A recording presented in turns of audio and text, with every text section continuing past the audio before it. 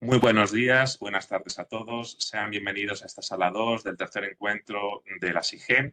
Hoy vamos a dar comienzo a la jornada con una ponencia que va a estar otorgada por don Carlos Gracia López Altamirano, del cual, si les parece, vamos a hacer una pequeña presentación antes de que nos deleite con su trabajo de investigación y que de seguro levantará mucha curiosidad a todos los que están aquí en este momento.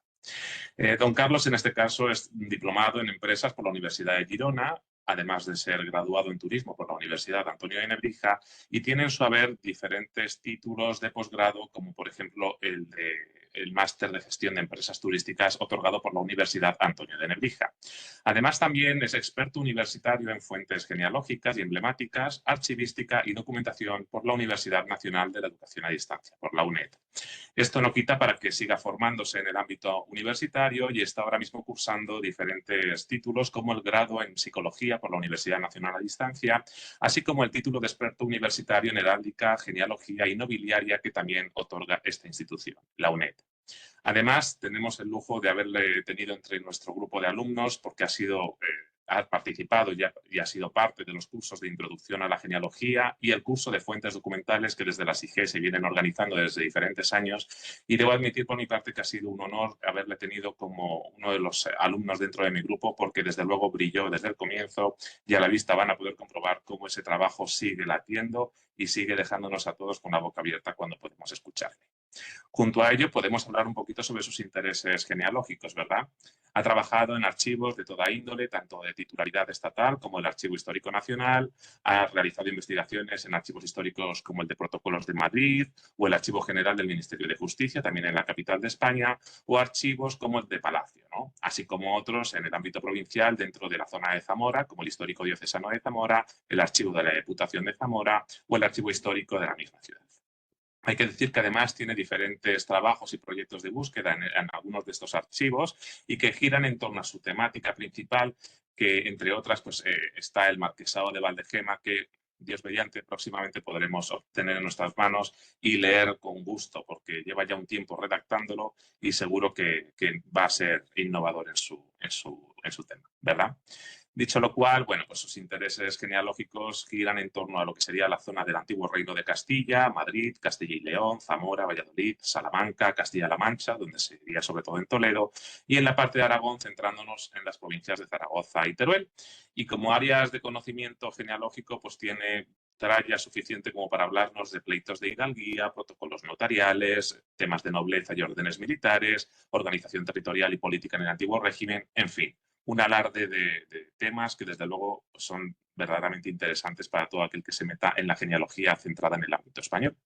Así que sin mucho más que decir y deseando escuchar la ponencia que ha preparado para nosotros, voy a cederle la palabra y recuerden que al finalizar la ponencia podrán realizar las preguntas que deseen. Hasta entonces con los micrófonos cerrados. Muchas gracias. Carlos, tienes la palabra. Muchas gracias, queridísimo Juanjo y maestro, por supuesto. Bueno, pues gracias por la presentación. Como digo siempre, exagerada, no amerita lo que, pero bueno, lo agradezco igual. En primer lugar, brevemente, dar muchas gracias a la SIGE y por la oportunidad que me ha brindado para formarme y para realizar estas presentaciones, que espero que sean del agrado de todos los asistentes, a los que también les doy las gracias por su atención. Voy a compartir una presentación de apoyo que he realizado, que espero que sea de su agrado y su interés, para de esta forma ir avanzando en la presentación. Muy bien, pues ya estamos en marcha. Supongo que lo ven ustedes bien. De acuerdo. Es una presentación introductoria realmente, ¿no? De una persona. En primer lugar, lo que quiero hacer es dar agradecimientos de forma muy rápida, por supuesto, como he dicho, en primer lugar a la SIGE, en segundo lugar, pues a todas las personas que trabajan en los archivos y que tan necesarias nos resultan, en especial a las personas del Histórico de Protocolos de Madrid, del archivo, a José Carlos Telera, que es el archivero del Archivo Histórico Diocesano de Zamora, a doña Rosy Merchán, que es la persona responsable de cuidar la iglesia arciprestal de San Pedro y San Ildefonso de Zamora y que también cuida de nuestros ancestros que están allí depositados, y a María Victoria Roncero y David Preto del Archivo Histórico Provincial de Zamora. Esta persona de la que voy a hacer una breve introducción se llamaba Gabriel López de León, nació en Zamora en 1602 y fue hijo de Manuel López de Quiroga y de doña María de Aguilar y León. Pronto va a abandonar su ciudad natal y no regresará hasta ella cuando ella sea cadáver. ¿Por qué justifico, cuál es el motivo de hacer esta presentación? Básicamente quiero mostrar cómo una persona, que tenemos aquí a don Gabriel, fruto del contexto en el que se desenvolvió y de sus circunstancias vitales, y con su vida militar y su vida civil, y también en base a su sistema de creencias, que era habitual en aquella época y común a sus coetáneos, resulta una obra de la que aún hoy en día disfrutamos, que es la capilla a la que hacía referencia, y cómo fue el proceso de la creación tanto de la capilla material como de las capellanías que estaban asociadas a esta. La investigación, un poquito de cómo he llegado a esto, bueno, diversos archivos que pongo aquí en la presentación, el tipo de documentos eclesiásticos, fe pública, expedientes de Indias y expedientes militares y pleitos también, unas breves estadísticas de los resúmenes y, bueno, pues he analizado para esta investigación 2.388 folios. Voy a hablar un poco del contexto en el que nos encontramos, de manera muy resumida, y las personas que sean historiadoras me van a disculpar que sea tan superficial y tan poco profesional. Pero bueno, quiero colocar a este señor en su tiempo. Básicamente su vida se desarrolla en el reinado, bajo el reinado de Felipe IV en España. Hay varias cosas que quiero destacar de este periodo. Una es la carrera de Indias, que se fundó por Real Cédula en 1561 por Felipe II, y que veremos que tiene una relación muy estrecha con este señor, con López de León. En la carrera de Indias había dos flotas, la flota de tierra firme, que era la que más riqueza tenía y por tanto la que más escolta llevaba en cuanto a naves militares, llevaba habitualmente 6 galeones de escolta, y la flota Nueva España, que correspondía básicamente a la zona de México y Antillas, que tenía menos protección, era un poquito más liviana. ¿Qué ocurre? Que, bueno, pues tanto Francia como Inglaterra, como lo que antes en ese entonces constituía la zona de Holanda, estaban constantemente asediando a la flota de Indias, ¿no? Por eso tiene que estar articulada una escolta. Además, en ese momento, en 1635, estalla la guerra con Francia y así tenemos varios elementos y varios episodios militares donde nuestro protagonista tendrá una acción destacada, como es el asedio de Fuenterrabía por tropas francesas en 1638, la campaña de Salces ya en el Reino de Cataluña en 1639 y, por supuesto, la Guerra de los Segadores en 1640. Este señor inicia, perdón, su vida militar en la Armada del Mar Océano. Es muy curioso, bueno, investigar cómo comienza de soldado raso, pasa a soldado aventajado y acaba siendo cabo de escuadra en un navío de avisos. Participa en varias acciones militares destacables. Aquí he puesto un cuadro que se custodia y se expone en el Museo del Prado de Madrid y es la recuperación de las islas de San Cristóbal y de la isla de San Cristóbal en las Antillas Menores, que bueno, pues estaba ocupada en aquel entonces por varios grupos de ingleses, franceses, incluso piratas, ¿no? Esta acción militar tampoco sirvió de mucho porque según se fueron los españoles al recuperarla, otra volvió a ser tomada. Entonces, bueno, pero destacar la intervención de este señor. Como decía, bueno, en 1633 va a ascender a alférez, ya una vez que vuelve de su vida militar en la Armada, pasa a pertenecer al ejército de tierra, digamos, ¿no? Y inicia sus cargos militares con el de alférez de la compañía del capitán don Juan de Saneas y Pineda en el 33, que es cuando regresa a España. En julio del 33 está destacado en el presidio de Cádiz y ya en octubre del 34, como el Férez con ventaja, va a pertenecer a la coronelía del conde-duque de Olivares. Esto ocurre porque en 1634 el Consejo de Estado, bueno, pues dada la situación de guerra en España, impele a los nobles y a los responsables del Estado que sustenten regimientos propios. Y el conde duque de Olivares lo va a hacer con un regimiento de 1.500 soldados. En el 38 ya es capitán de compañía en el regimiento del duque de Medinaceli. Este cargo se lo otorga el duque de Cardona. En el 38 también, el 7 de agosto, participa en la recuperación de Fuenterrabía, como hemos dicho, que fue asediado por el ejército francés comandado por el príncipe Condé. Estará bastantes días la ciudad siendo asediada por el ejército francés hasta que en el día 69 ya acuden las tropas españolas a su rescate y logran eliminar el cerco. Como resultado de la brillantez de nuestro protagonista, la acción militar, un año después, en el 39, en febrero, le van a otorgar la capitanía de una compañía de caballeros coraza. He puesto aquí una pequeña imagen de qué era este tipo de destacamento militar. Eran básicamente, bueno, pues caballería que tenía acción rápida y que llevaba armas de fuego aparte de espada. En el 39 ya es capitán de caballos de corazas, acompaña al Marqués de Malagón en Cataluña. En septiembre del 41 está destacado en Tarragona y en Torredembarra, en el frente sur de la contienda.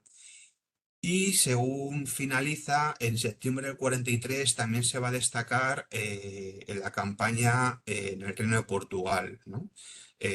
Bueno, pues participa con armas y caballos y criados a su costa y sufragándolo él. Aquí tenemos un pequeño ejemplo de una de las cartas que va a escribir don Gabriel en el ámbito militar. Bueno, pues la escribe al conde de Santa Coloma diciendo que básicamente llega con 50 caballos y que le provea de fondos porque están ya bastante escasos de ellos. En el 44 se licencia no del ejército porque sigue obteniendo o sigue disfrutando el cargo de capitán, pero sí de las acciones bélicas. Y así, 4 años después de estar en la Villa y Corte de Madrid, Felipe IV le nombra corregidor de las ciudades de Loja, Zamora y Minas de Zaruma, y las poblaciones de Loyola y Valladolid, en la provincia de Quito.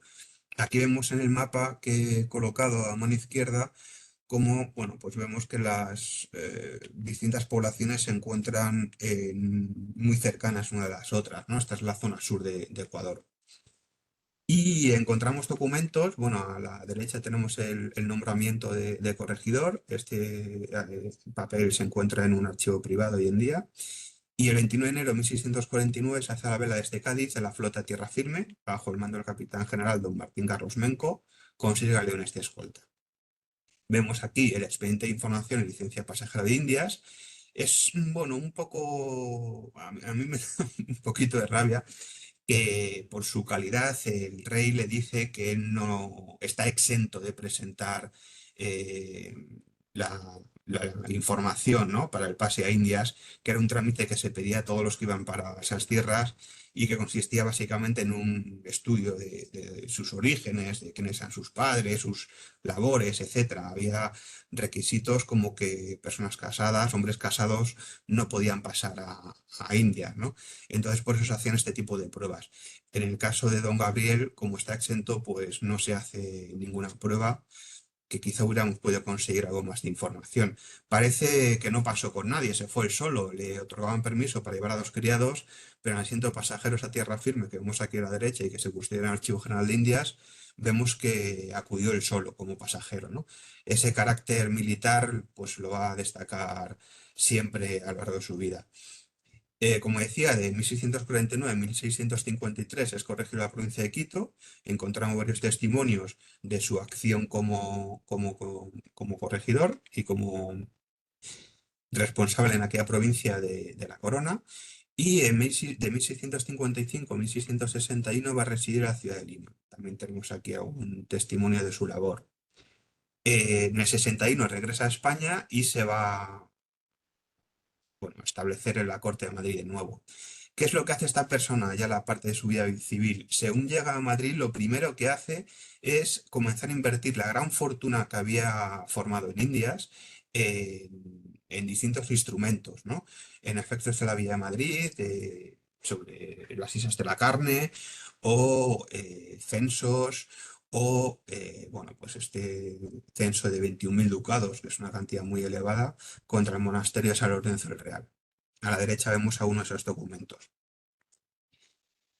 En 1662 hace una donación a favor del Hospital de San Antonio de los Portugueses, hoy conocido como San Antonio de los Alemanes de Madrid. eh, Les cede un fuero de los estancos de tabaco y una renta de 689.000 maravedís. Lo único que pide a cambio en el acuerdo al que llega con esta entidad es que le mantengan a él una renta de 500 ducados de vellón anuales y que le dejen morar en las casas del Hospital de San Antonio, donde estará hasta su muerte. ¿Cuál es su plan? Pues bueno, básicamente, como decía antes, invertir su fortuna en instrumentos económicos y su gran proyecto de vida es la fundación de la capilla y la capellanía en Zamora. Luego veremos por qué. Para eso, bueno, pues compra un sitio en la iglesia para edificarla, realiza varios contratos y ejecuciones para su construcción y se realiza ya la producción material de ella. Es en su testamento donde va a establecer todas las condiciones, incluso para la construcción material de la capilla, cómo quiere que sea, cómo, bueno, indica que se construya y, por supuesto, establece las 5 capellanías que va a crear para esta capilla, una capellanía mayor y 4 menores. Bueno, pues hace los llamamientos, etcétera, etcétera, ¿no? Es un documento muy extenso en el que no voy a profundizar aquí por la limitación de tiempo. Morirá en Madrid el 19 de mayo de 1678 a las 5 de la tarde, en la casa que les había indicado antes, del Hospital de San Antonio de los Portugueses, en el centro de la villa. ¿Qué ocurre? Que como su capilla aún no estaba finalizada cuando fallece, y este señor era muy previsor, yo creo que dado su carácter militar, ¿no? Pues indicó que su cuerpo se depositara mientras se finalizara la capilla en Madrid, en una iglesia que ya ha desaparecido hoy en día, que era la de San Felipe Neri. Así se hizo el 25 de mayo de 1678, mediante un documento notarial. Y el primer administrador de sus memorias, que había dejado indicado en su testamento don Gabriel, que es Jerónimo de Vega y Serna, recoge su cadáver para trasladarlo a Zamora el 10 de octubre de 1680. Y bueno, en el libro de cuentas de las fundaciones es interesante destacar que se indica el coste, ¿no? 1.100 reales por el traslado del cuerpo en un coche de caballos y 436 por los gastos en el camino. Entramos ya en la parte más, bueno, dedicada a la fundación, ¿no? De las capillas, las capellanías, etcétera.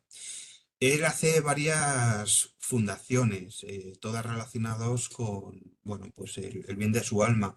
Como no tiene herederos forzosos porque no casó ni tuvo descendencia, declara por heredero universal a su alma. Y por tanto, lo primero que va a hacer y que ya hizo durante su vida es una serie de fundaciones en el Hospital San Antonio de los Portugueses de Madrid, en el Convento Santo Domingo de Zamora crea 2 cátedras de artes, en el Hospital de Sotelo de Zamora va a otorgar 6 camas para pobres, hace varias memorias de huérfanas en Zamora con preferencia para sus familiares y, por supuesto, las capellanías de la iglesia que veremos ahora. El formato que elige para esta capellanía, estas capellanías que crea, es que su patronato sea tripartito. Por un lado, la iglesia, la que involucra al propio párroco de la iglesia de San Pedro y San Ildefonso como uno de los capellanes de forma vitalicia para el que sea el que esté, bueno, pues desarrollando ese cargo en la iglesia, y el prior del convento de Santo Domingo Extramuros. Además de la parte eclesiástica, va a involucrar a la parte de gobierno civil, como es al concejo, estableciendo que el corregidor también será uno de los patronos. Y por último, el patrono de sangre de su familia, sus herederos, que será en este caso don Carlos López. Bueno, hay una serie de demandas que están reflejadas en su testamento a distintas entidades eclesiásticas, sobre todo de Zamora y aparte de las personas que tienen su servicio. Y en el primer momento va a nombrar como capellán mayor a don Alonso Vázquez de Cepeda, que era su hermano. Las capellanías menores va a destacar o a nombrar a Pedro Álvarez Zamora, a Manuel Dávila, que era presbítero también de Zamora, el arcipreste de la iglesia de San Pedro y San Ildefonso de Zamora, como hemos visto, para involucrarla también, y al doctor Juan Caballos, que era capellán doctoral del Real Convento de la Encarnación de Madrid. Aquí lo sustituiré luego porque evidentemente sus responsabilidades en Madrid le impedía ejercer la capellanía. La organización en cuanto a las capellanías, pues básicamente mediante las juntas del patronato que ya he nombrado antes. Se reunían en la sacristía de la capilla de don Gabriel López de León que creó en la iglesia. Y bueno, pues tiene un libro de fundaciones, los libros de acuerdo del patronato, los libros de cuentas del patronato y los libros de administración. Todos estos documentos se custodian hoy en día en el Histórico Diocesano de Zamora, con los distintos, bueno, he puesto las signaturas de cada uno de ellos para que queden reflejadas. La construcción física de la capilla inicia en 1674 cuando solicita a la iglesia y al provisor reconstruir la capilla de un familiar suyo que estaba ahí enterrado, que se llamaba don Melchor Morán Vázquez de Cepeda y López, y que era realmente pequeña. Y él lo que quiere es comprar esa capilla, destruirla entera y elevar una nueva, bueno, pues más en concordancia con su idea de lo que debería ser. Esto es el 8 de febrero, como he dicho. En el 2 de abril consigue la autorización del patrono de la capilla de Don Melchor, que era Carlos López de Zúñiga, que va a ser el patrono de sangre de las capellanías. En abril también se hace efectiva la venta de la capilla de San Esteban, que era donde estaba enterrado Don Melchor, por la cantidad de 3.300 reales de vellón. Y en mayo hace el contrato con el arquitecto Juan de Setién Güemes, que es quien va a realizar la capilla. Abajo les pongo una serie de documentos relacionados con lo que he citado y vemos que realmente el proceso es muy rápido. De febrero a mayo ya tiene en marcha la obra, ¿no? En el protocolo que se custodia en Zamora y relacionado con la construcción, vemos unos documentos muy interesantes, como pueden ser los planos elevados por el arquitecto para realizar la obra. Realmente son unos documentos, aparte de que tienen un valor histórico destacables, que son artísticamente muy bonitos, me parece, ¿no? Bueno, vamos a pasar ya a ver la iglesia. Esta es la iglesia ciprestal San Pedro y San Ildefonso de Zamora, el exterior. Esta es la parte principal, digamos. Y este edificio que vemos aquí en la foto de la izquierda, que es diseñado con el ratón, y que se ve perfectamente que es un añadido posterior al cuerpo de la iglesia, y que aquí en la foto central vemos más ampliado, esa es la capilla que va a crear, la capilla material, ¿no?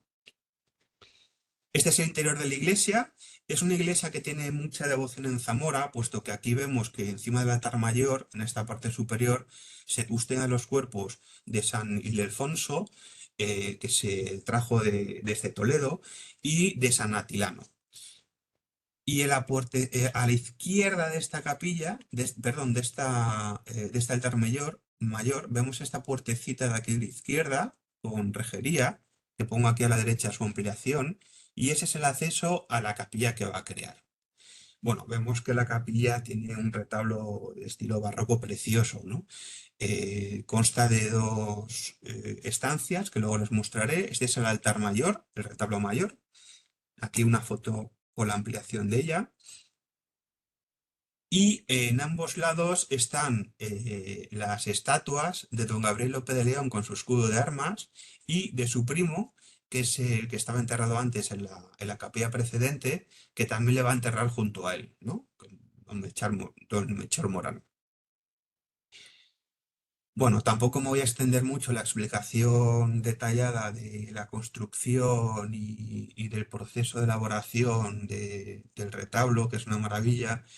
Sí que este destacar es curioso que incumple el plazo de entrega el constructor, el ensamblador, y tiene que formalizar en Valladolid un nuevo protocolo notarial comprometiéndose a un plazo bueno, temporal de varios meses para acabar su obra, ¿no? Es decir, que los retrasos en las obras no son algo exclusivo de hoy en día, sino que ya en aquel entonces también se producía. Vemos en la imagen central la Inmaculada Concepción, que va a ser la vocación bajo la que se construye la capilla. A la izquierda y a la derecha los arcángeles Gabriel y Rafael. En la parte de abajo el buen pastor, en la parte central la encarnación a mano izquierda de la imagen y a Santa Gertrudis a mano derecha. En la zona del ático vemos a dos figuras alegóricas de la prudencia y la esperanza y un Cristo crucificado. En los altares laterales, el de la izquierda está consagrado a San Antonio de Padua y el de la derecha a Santa Teresa. Vemos que son más pequeñitos, pero bueno, también tienen un trabajo muy interesante, ¿no? Esta es la cúpula, que me parece muy bonita, la cúpula de la propia capilla. Y bueno, encima de las pechinas aparecen los cuatro vértices, el escudo siempre, ¿no? De don Gabriel, su escudo de armas. Vemos que aquí aparece también en la parte de arriba, como decía, los escudos de armas de don Gabriel, siempre el mismo repetido. Y aquí vemos el escudo de armas de su primo, puesto que está encima de su estatua. He querido también poner una imagen de la rejería de entrada a la capilla que me parece muy bonita, con el escudo de armas también de don Gabriel, aquí marcado. Y bueno, de las estancias que les hablaba anteriormente, según nos centramos aquí en esta imagen de la derecha, en la propia capilla, en la puerta que hay a la izquierda da acceso a la sacristía, que es esta de aquí, ¿no? Bueno, también es más sencilla, pero me parece que también resulta interesante. Hay varias cosas que quiero destacar. Una de ellas es que la imagen de la izquierda, aunque no se aprecia muy bien, pero este es un mueble de madera de la época que se construyó siguiendo las indicaciones de don Gabriel, que marcaba en su testamento que debería elaborarse un mueble con distintos compartimentos e indicaba hasta qué compartimento era de uso de cada capellán. Es decir, que tenía todo planificado perfectamente, ¿no? Como si se tratara de una operación militar. Y en la imagen central vemos una serie de casullas que están aquí conservadas en la propia sacristía y que son de la época. Hay algunos objetos que se conservan también que son de la época. Esto lo sabemos porque en el libro del patronato existen varios inventarios de todos los bienes que había. Y en la puerta de la derecha, digamos dirigida hacia el altar mayor, se accede a la cripta, ¿no? A la bóveda, donde pues, Carlos López de Zúñiga, que fue el primer patrón de sangre, y todos sus descendientes, muchos miembros de la familia López se van a enterrar aquí. Este enterramiento aún hoy en día lo visitamos, bueno, pues para poner una pequeña ofrenda floral, etcétera. Y aquí a la derecha vemos cómo es el acceso justo por detrás del altar mayor a la cripta, ¿no? Bueno, ahí aparece mi hija que va a bajar a las profundidades de la iglesia. Y bueno, con esto acabo. Muchísimas gracias por su atención. Espero que haya sido entretenido y que no haya corrido demasiado, pero sí que quería, bueno, pues hacer una pequeña semblanza, evidentemente de carácter introductorio, porque hay muchísima documentación, hay miles de folios contenidos en el diocesano de todo el proceso de las fundaciones y del desarrollo de las capellanías con los distintos nombramientos que se van produciendo y por supuesto una parte muy destacada, como era habitual también en aquel entonces, las decenas de pleitos que se producen, ¿no? Entre las personas que querían acceder a esas capellanías y pese a que don Gabriel en su testamento había hecho los llamamientos y los había definido de manera muy clara, pues bueno, siempre había dimes y diretes entre las distintas personas que quieren acceder a ellos. Pues nada más, insisto, muchas gracias por su atención y si quieren hacer ustedes alguna pregunta, alguna apreciación, estoy a su entera disposición. Muchísimas gracias, Carlos. La verdad es que ha sido interesantísimo. Ya avisé a los presentes de que lo iba a ser. Eh, Me parece increíble, ¿no? Toda la información que se puede recabar solamente en torno a la fundación de una capilla y de una capellanía, como es el caso que nos ha planteado don Carlos, y que además haya perpetuado su uso, no sé hasta qué fecha, ahora nos lo podrías decir tú, Carlos, pero por lo que entiendo, realmente hay muchas más sepulturas en lo que sería la cripta o lo que llamaban también entonces la capilla, que es la parte inferior, ¿no? de la propia construcción. Cuéntanos qué más se sabe respecto a eso. Pues hay varias cosas interesantes a destacar al respecto. Es muy buena pregunta.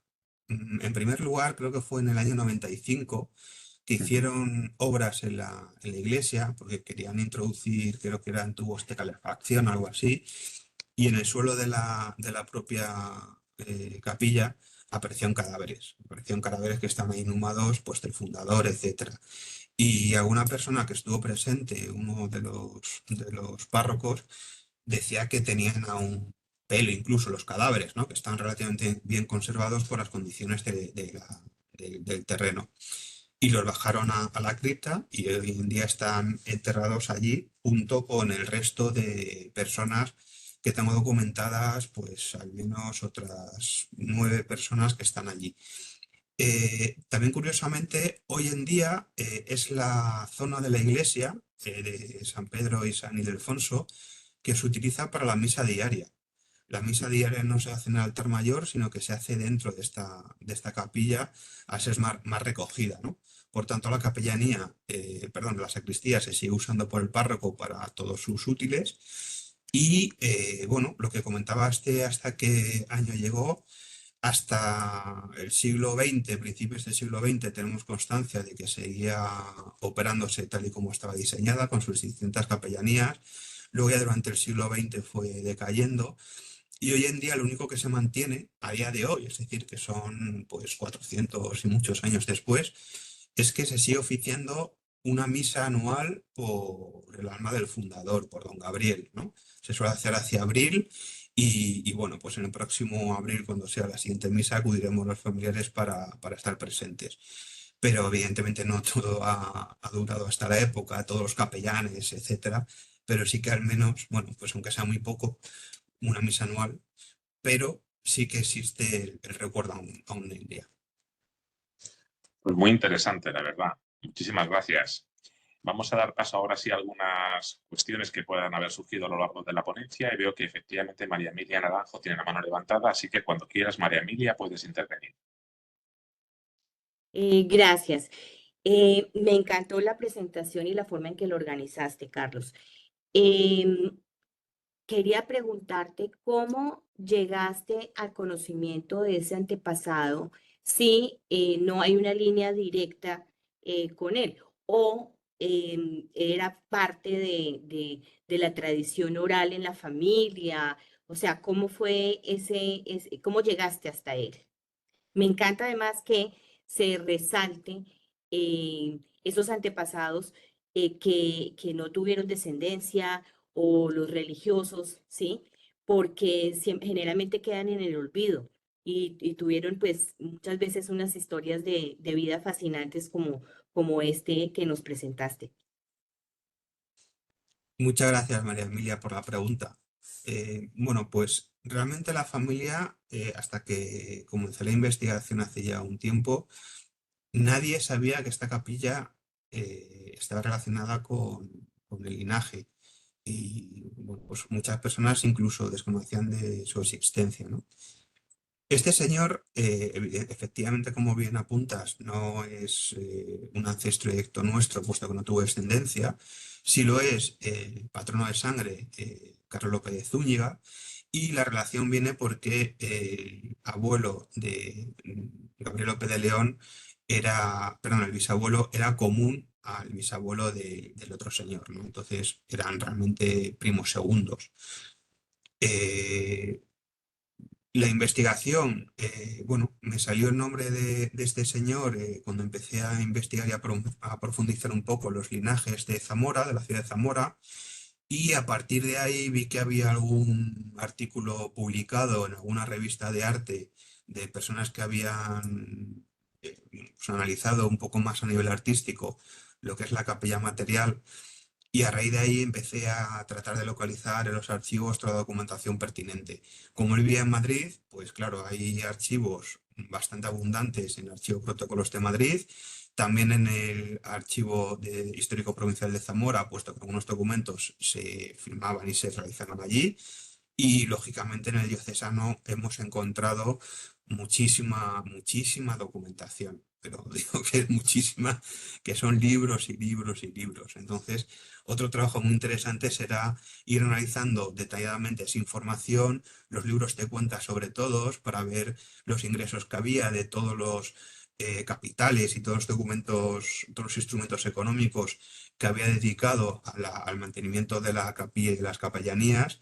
Y bueno, pues ese material realmente puede dar para un libro muy interesante. Más que nada porque bajo mi punto de vista también se refleja cómo era la construcción y cómo se erigía una capellanía, cuál era el proceso y luego cuál era el proceso de mantenimiento de la misma. Estamos viendo que desde 1678 básicamente hasta 1900 está viva. Sí que es cierto que va disminuyendo en cuanto al número de capellanes, etcétera, pero está viva durante mucho tiempo y por tanto hay una documentación generada que es muy, muy, muy cuantiosa. Adelante, adelante, María Emilia. Sí, me llama la atención también cómo se refleja tan claramente ese contexto religioso del momento. O sea, teniendo una gran fortuna, siendo adquirida en Indias, como su heredero es su propia alma, ¿sí? Y destina, como tú dices, de una manera muy organizada a futuro todo lo que tenga que ver con ese mundo espiritual como lo concibió en su momento, que tanto que ha durado pues hasta principios de 1900, como tú dices. Me gustó mucho cómo se notó eso también en la exposición. Gracias. Muchas gracias, María Emilia. Efectivamente, es como dices, y es una de las cosas que he tratado de reflejar, cuáles eran las motivaciones de las personas de aquella época y no solo de este señor, que además es muy curioso porque en su testamento no sale muy bien parado bajo la descripción que hace. Dice que ha sido un hombre malo y seco y que ha ofendido a Dios de muchas maneras y que por tanto quiere compensar esa conducta, ¿no? Hombre, sí que sabemos por sus acciones militares que no tenía ningún reparo en degollar a todos los enemigos con los que se encontraba. Hay varias situaciones en las que se detalla así, ¿no? Y degolló a todos los que estaban en... Entonces, bueno, un santo no debería ser, pero a fin de cuentas era militar. Y sí que es cierto que eh, esa preocupación, digamos, de trascender o de cuidar su alma era extensiva a todos los estratos de la sociedad. Bien es cierto que en personas de esas características que tenían mucho dinero y podían hacer algo que perdurara en el tiempo, pues es mucho más visible y por eso lo he elegido, ¿no? Para que veamos hasta dónde llega hoy en día tanto el patrimonio documental generado como el resultado de su acción y cómo hay pues un elemento artístico como es la capilla que hoy en día existe por esa motivación. Pero todas las personas realmente su motivación era esa, era trascender, cuidar de su alma. Algunos tenían más medios que otros para dedicarlos, pero que más que menos, pues bueno, dotaba de una cantidad económica a cierta iglesia para que tuviera oraciones por su alma, en fin, que era muy habitual. Muchas gracias. En lo que nos lanzan algunas preguntas nuevas, si es que alguien tiene más, efectivamente, lo que Andrés ha levantado la mano, sí que Andrés, te cedo la palabra. Muchas gracias, Juanjo. Y bueno, enhorabuena, Carlos, por tan maravillosa presentación que nos ha ilustrado de una manera maravillosa cómo a partir del análisis de una capellanía uno puede determinar casi que la vida, ¿no?, de una persona, sus intereses, sus periplos, como claramente esta invitación que ha tenido en esta oportunidad, este tercer encuentro. Carlos, mi pregunta es más de curiosidad. ¿Es posible visitar esa capilla? ¿Es posible ver los archivos? ¿O tú tuviste que pedir alguna autorización para consultar sus archivos? Cuéntame un poco en ese sentido, porque como ahora está tan en boga, tan en vigor el famoso tema de la genealogía turística, ¿no? De poder visitar sitios donde uno encuentre ancestros o lugares o cosas. Por ejemplo, las personas que estén interesadas de tu familia o de la familia y en general, por ejemplo, si yo fuere allá y quisiera, digamos, conocer esa capilla y conocer los archivos. ¿Es posible ese acceso? Cuéntanos un poco desde tu perspectiva como investigador la facilidad del acceso y si eso es posible hacerlo para replicarlo desde otras personas. Gracias.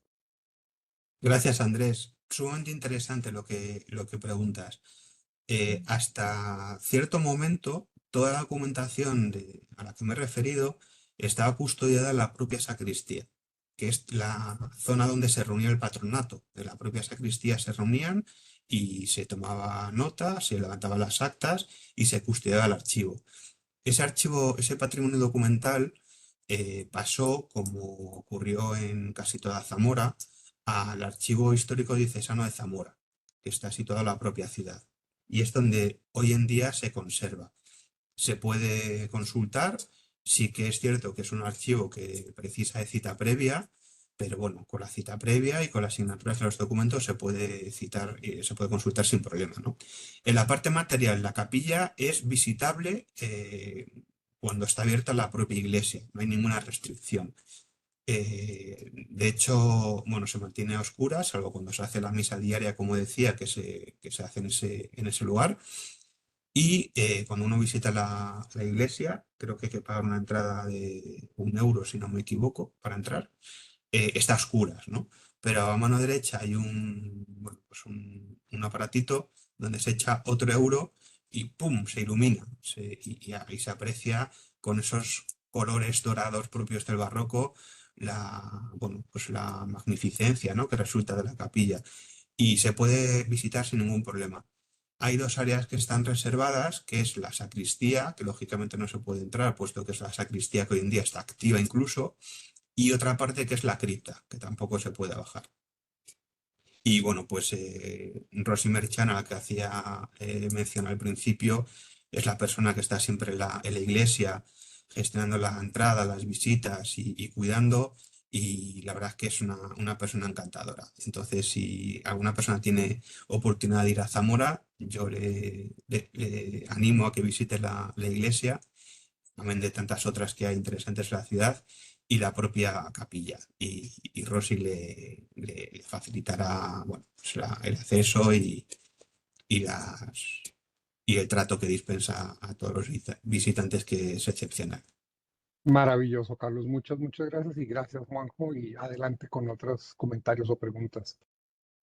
Gracias a ti, Andrés, por tu aportación. Efectivamente, a través del chat, Juan Carlos González Arango comenta lo interesante que son este tipo de documentos ligados a obras pías y fundaciones para la investigación genealógica a través de esos patronatos, ¿verdad? Si Juan Carlos quiere tomar la palabra, pues adelante. Y si no, pues pasamos a otra.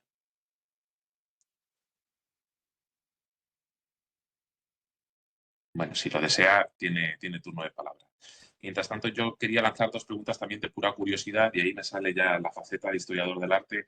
Sí quisiera saber, ya por pura curiosidad, y sin entrar mucho en el detalle, si la iconografía y los temas, bueno, los asuntos tratados en el propio retablo están establecidos por el fundador o fueron decididos a posteriori. ¿Tú sabes algo a ese respecto? Sí, efectivamente está todo detallado en su testamento, todo. Quién tiene que estar, qué figura va a ser la principal, quién tiene que estar en el ático, quién tiene que estar en los laterales, todo. Sí que es cierto que luego, profundizando un poco la investigación, en la propia construcción, en el ensamblamiento de lo que es el retablo, hay algunos elementos que cambian un poquito su disposición, pero no es muy relevante. Pues la figura que tiene que estar a la derecha igual está a la izquierda, pero básicamente se mantiene tal y como estableció don Gabriel en su testamento. Gracias. Vamos a ver si pillamos a Juan Carlos, que ha levantado la mano. Juan Carlos, si quieres, es tu momento. Muchas gracias y saludos a todos. Sí, no, lo que quería era pues felicitar por la exposición, por estos espacios, en general también a la CIGEC. Esta yo creo que mi primera vez aquí en estas conferencias y pues ya había estado como en los informes de lectura muy interesantes. Y sí, con respecto al comentario pues que les hacía a través del chat, yo pues he estudiado sobre todo en mi región que es Antioquia, aquí en Colombia, Y digamos que esas capellanías, esas obras pías se convirtieron en un dinamizador de la economía colonial, sobre todo, ¿cierto? Porque en la República ya el gobierno republicano se apropió, digamos, de esos bienes que quedaban, que eran los que sostenían esas capellanías, eh, pero bueno, pues porque eran unos bienes que ellos necesitaban para poder cubrir los gastos que tuvieron en esas guerras de independencia. Y me parece interesante porque en esas fundaciones se genera además una gran información genealógica, porque pues la mayoría de, digamos, de los fundadores comienzan a hacer ese patronazgo, ¿cierto? A delimitar ahí que siempre sea el mayor, el hijo de su hijo, y entonces empiezan a delinear y uno puede seguir, digamos, ese patrón genealógico de esos familiares que de pronto no es tan fácil llegar a través de otros documentos como bautismos, confirmaciones, matrimonios, porque en esa época no había mucha información de ellos, ¿cierto? A veces los matrimonios solamente eran entre los contrayentes, no hablaban de sus padres, los bautismos solamente hablan de sus padres, no mencionaban abuelos. Y eso nos permite también utilizarlo de manera genealógica. Me parece muy interesante la investigación de ese tipo de documentos de las fundaciones de capellanías. Además, porque hablo del caso específico pues, de América y sobre todo de Antioquia. Muchas de esas fundaciones de capellanías, esas capillas que se fundan en haciendas, en rancherías, y que atienden esos capellanes que a veces era la única forma que tenían para ellos justificar la ordenación de uno de sus hijos, ¿cierto? Porque para las parroquias, eran muy pocas las parroquias en las que ellos podían ejercer el sacerdocio. Y ellas se van convirtiendo en viceparroquias y luego esas viceparroquias se convierten en parroquias y finalmente esas parroquias se convierten en los actuales municipios, o sea, la división administrativa, la división política actual de nuestros países. Entonces, no, felicitarlos y quería solamente como aportar esto. Gracias. Muchas gracias, Juan Carlos. No sé si quieres comentarle algo, Carlos. Sí, efectivamente. Sí es cierto que en el caso de Zamora, como bueno, ya es una ciudad perfectamente establecida y con sus distintas jurisdicciones muy claras, eh, no supone en este caso la capilla y la capellanía no supone un generador de territorio de limitaciones, sino que simplemente, bueno, pues digamos que en cierto modo también es una fuente de trabajo, ¿no? Durante muchísimos años aporta que haya clérigos y presbíteros que puedan estar dedicados.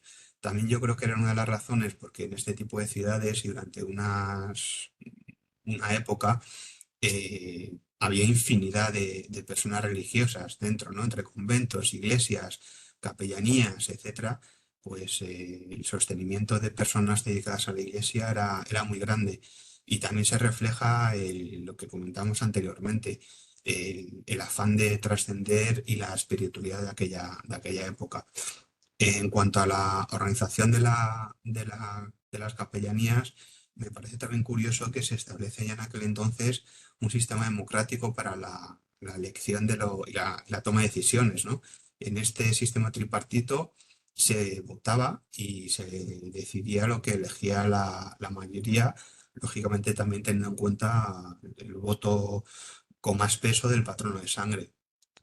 Pero bueno, es curioso ver los libros de acuerdos donde se detalla que se presenta a tal persona como capellán para la capellanía X, ¿no? Y incluso lo que comentaba Juan Carlos, que a nivel genealógico, o sea, se puede encontrar, aparte de la información del propio fundador, información también de todas las personas que en algún momento han participado de esas capellanías, puesto que se hacía una información del capellán que se presentaba y para votar su aceptación o no, esta persona tiene que presentar distintos documentos, pues en algunos momentos hasta partida de bautismo, con lo cual también es una fuente muy rica de información genealógica de esas personas que han participado durante tantos años en estas capellanías. Fantástico, muchas gracias, Carlos. Pues salvo que haya una última pregunta para nuestro ponente,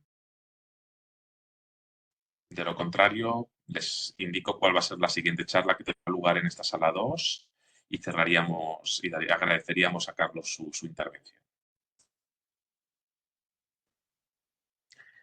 Bien, pues como puedes ver, Carlos, ha sido una charla de lo más ilustrativa. Creo que hemos salido maravillados, primero por la capilla que se conserva en Zamora y por toda la historia que contiene detrás. Así que por mi parte, y creo que en nombre de todas las IG y los presentes, enhorabuena. Muchas gracias por la presentación. Y a continuación les indico que en esta misma sala tendremos una charla ofrecida por Camila Sánchez Diodato, titulada Migraciones en familia de Lorca a Brasil en busca de nuevas oportunidades. Así que les invito a que tomen un poquito de descanso, si tienen que ir al aseo, vayan y nos veamos aquí en 10 minutos. Muchísimas gracias, Carlos. Maravilloso, Carlos, en serio que sí. Muchas gracias, Juanjo. Te